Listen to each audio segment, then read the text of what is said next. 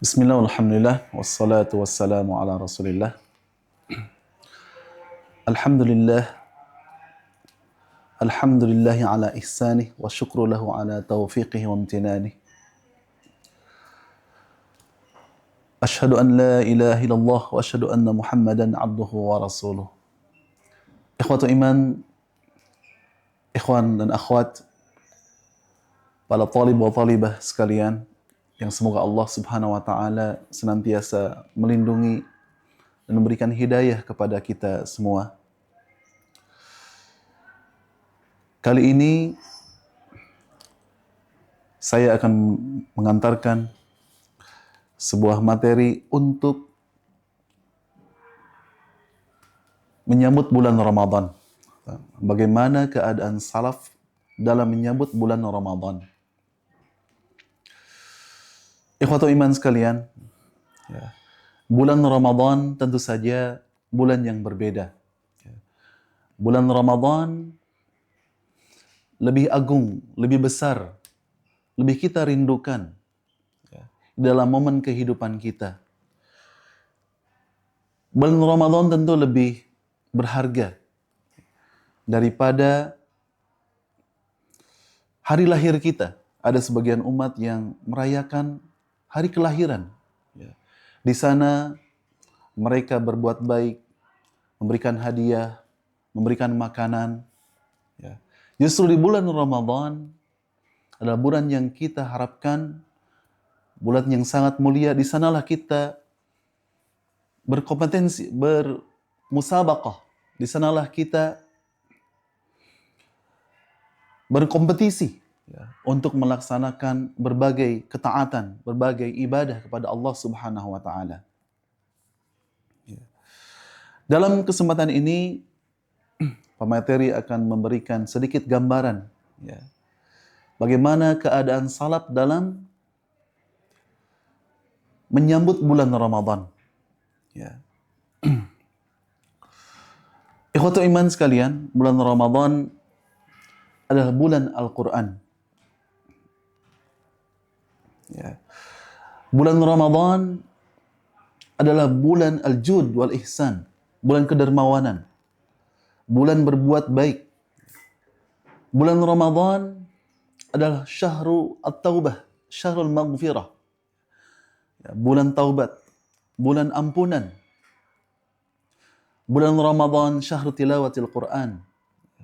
Bulan Ramadan adalah bulan untuk membaca Al-Quran.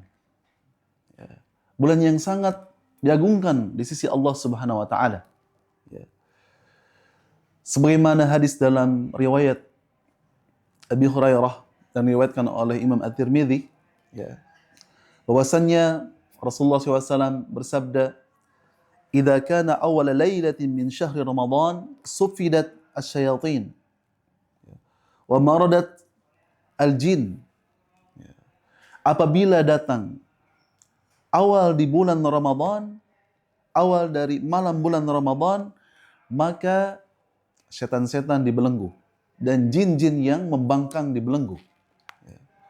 Wa ghuliqat abwabun nar, dan ditutup pintu neraka.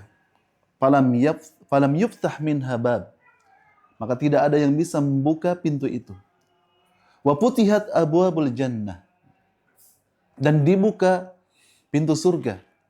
Falam yughlaq minhal bab, dan tidak ada yang bisa mengunci pintunya. Wa yunadi munadi, dan memanggilah yang memanggil, ya baghiyal khair aqbil, wahai yang merindukan kebaikan, terimalah. Wa ya baghiyal syarr aqsir, wahai yang menginginkan keburukan, kurangilah. Ikhwatu iman rahimakumullah. Rasulullah sallallahu alaihi wasallam demikian bahagia dengan datangnya bulan Ramadan. Sehingga Rasulullah sallallahu alaihi wasallam apabila didatangi Jibril alaihissalam dan yudarisul Quran dan mengajarinya Al-Quran di malam bulan Ramadan, maka beliau menjadi orang yang paling dermawan, Rasulullah adalah orang yang sangat dermawan. Tapi ketika datang bulan Ramadan, maka beliau menjadi bertambah kedermawanannya. Ya, bertambah kedermawanannya ketika bertemu dengan Jibril dan mempelajari Al-Quran di malam harinya. Ya. Kita lihat bagaimana ya, salaf dalam menyebut bulan Ramadan. Kita lihat para sahabat, Utsman radhiyallahu an, bagaimana di bulan Ramadan beliau menghatamkan Al-Quran, menghatamkan Al-Quran 2 kali dalam 1 hari. Ya. Beliau menghatamkan Al-Quran 2 kali dalam 1 hari. Ya. Bagaimana Sa'id bin Jubair, ya, beliau menghatamkan Al-Quran setiap 2 hari, setiap 2 malam. Bagaimana Muhammad bin Ismail Al-Bukhari, Imam Al-Bukhari, bagaimana beliau menghatamkan Al-Quran, yahtumu fi Ramadan fi nahar kulla yaum. Beliau menghatamkan Al-Quran di setiap harinya 1 kali. Masya Allah. Dan yang masyhur adalah Imam Asy-Syafi'i. Imam Asy-Syafi'i menghatamkan Al-Quran di bulan Ramadan sampai 60 kali. Ya. Demikian bagaimana sikap para as-salaf dari sahabat dan tabi'in ketika bulan Ramadan benar-benar memfokuskan ibadahnya, memfokuskan kegiatannya untuk membaca Al-Quran. Ya. Kemudian ikhwat iman, ikhwan akhwat sekalian, para siswa, para siswi sekalian, ya, bagaimana kita melihat salafus salih dalam mendirikan qiyam Ramadan, dalam mendirikan salat mereka, salat malam mereka. Diriwayatkan bahwasannya Umar bin Khattab memerintahkan 2 sahabat, Ubay ibn Ka'ab dan At-Tamim Ad-Dari, untuk mengimami orang-orang. Maka keduanya, Masya Allah ya, maka keduanya membaca di dalam salat tarawih mereka dengan ratusan ayat. Bayangkan ratusan ayat. Kalau kita mungkin membaca Al-Quran, mendengarkan imam membacakan surat-surat di dalam salat tarawih, mungkin hanya beberapa baris. Mungkin hanya beberapa ayat. Kalau sudah membaca sampai 10 ayat itu sudah panjang sekali. Ini bayangkan ratusan ayat dalam 1 malam. Sehingga diriwayatkan dari Abdullah bin Abi Bakar, menceritakan ayahnya Abu Bakar bahwasannya kunna nansarif fi Ramadan minal qiyam fanasta'jil khadamu bi ta'am makhafatal fajr. Kami selesai dari qiyam Ramadan, maka kami bersegera, maka pelayan kami bersegera untuk menyiapkan sahur, karena takut kami tidak kebagian subuh, karena kami takut karena kami takut tidak kebagian makan iftar, sahur, karena kami takut tidak kebagian sahur. Jadi mereka melakukan salat qiyamul lail, Masya Allah, demikian panjang sampai menghabiskan akhir fajar. Wan ikhwatu iman rahimakumullah, kita lihat bagaimana jawad, bagaimana kedermawanan Rasulullah SAW, para sahabat dan kaum salaf di bulan Ramadan. Sebagaimana diriwayatkan dalam hadis dari Ibnu Abbas radhiyallahu an, hadis yang dikeluarkan oleh Imam Bukhari, kana Rasulullah SAW ajwanun nas bil khair wa kana ajwadu ma yakunu fi syahri Ramadan. Ya. Rasulullah SAW adalah orang yang paling dermawan. Ya. Tetapi beliau bertambah kedermawanannya di bulan Ramadan. Ya. Kemudian bagaimana? Ya. Para sahabat dan para tabi'in, ya, di dalam kedermawanan mereka diriwayatkan bahwasanya Ibnu Umar radhiyallahu an, ya, tidaklah beliau saum kemudian berbuka kecuali beliau berbuka bersama orang-orang miskin. Ya. Tidaklah beliau puasa kecuali bersama orang-orang kecuali berbukanya bersama orang-orang miskin. Suatu hari dilarang oleh keluarganya. Ya. Ya. Beliau dilarang untuk sering untuk sering berbuka dengan orang-orang miskin. Apa yang beliau lakukan? Maka beliau menahan makan malam. Beliau tidak makan malam. Apabila ada orang datang kepada beliau untuk meminta makanannya, beliau berikan.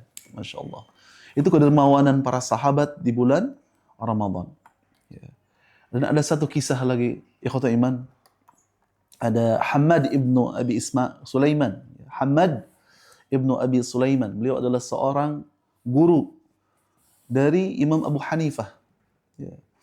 Beliau belajar ketika sudah menjelang tua, ya, tapi menjadi seorang ulama yang besar. Ya. Bagaimana beliau, kedermawanan beliau di bulan Ramadan. Ya. Setiap bulan Ramadan maka beliau memberikan makan kepada 50 orang miskin. Ya. Ya. Tidaklah beliau berbuka kecuali bersama 50 orang miskin. Ya. Dan ketika datang Idul Fitri, hari Idul Fitri, maka beliau memberikan pakaiannya dan memberikan uang. Itulah ikhwatul iman sekalian, bagaimana contoh para salaful ummah di dalam menyambut dan beramal di bulan Ramadan.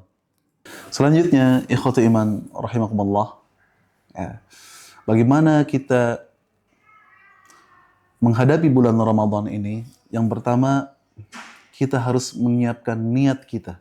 Menyiapkan niat al-khalisah, niat yang ikhlas untuk menyambut bulan Ramadan. Ya. Karena Allah Subhanahu wa taala mengganjar kita dengan besarnya niat kita. Mungkin apa yang kita niatkan tidak sampai, ya, dengan berbagai halangan, mungkin kesibukan, mungkin sakit, mungkin suasana yang tidak mendukung. Ya. Tapi Allah Subhanahu wa taala mengganjar kita dengan niat. Maka perbanyaklah niat yang baik. Ya. Niat yang baik, beramal soleh yang baik. Mudah-mudahan Allah Subhanahu wa taala memberikan ganjaran sesuai dengan niat kita. Ya. Kemudian yang kedua, ikhwatul iman, adalah yang perlu kita persiapkan adalah at-taubat as-sadiqah. Ya, taubat yang benar-benar. Ya. Dalam salah satu syarat daripada taubat itu adalah al-ikhla. Ya. Kita melepaskan betul-betul kemaksiatan. Ya. Kita berazam, kita berniat sungguh-sungguh untuk melepaskan segala kemaksiatan kita. Janganlah bertaubatnya taubat orang yang merokok misalnya. Ya.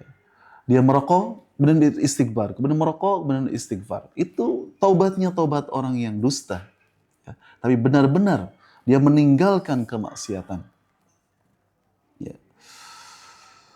Kemudian yang ketiga adalah kita mengetahui, ya, menghayati bahwasannya waktu Ramadan ini benar-benar waktu yang dipersiapkan oleh Allah Subhanahu wa taala, waktu yang mulia, ya, waktu yang penuh dengan pahala dan ampunan. Ya. Ayyamam ma'dudat. Hanya hari-hari yang terbilang, ya. Hanya hari-hari yang sebentar. Maka disitulah kaum mukmin harus senantiasa berkompetisi. Ya.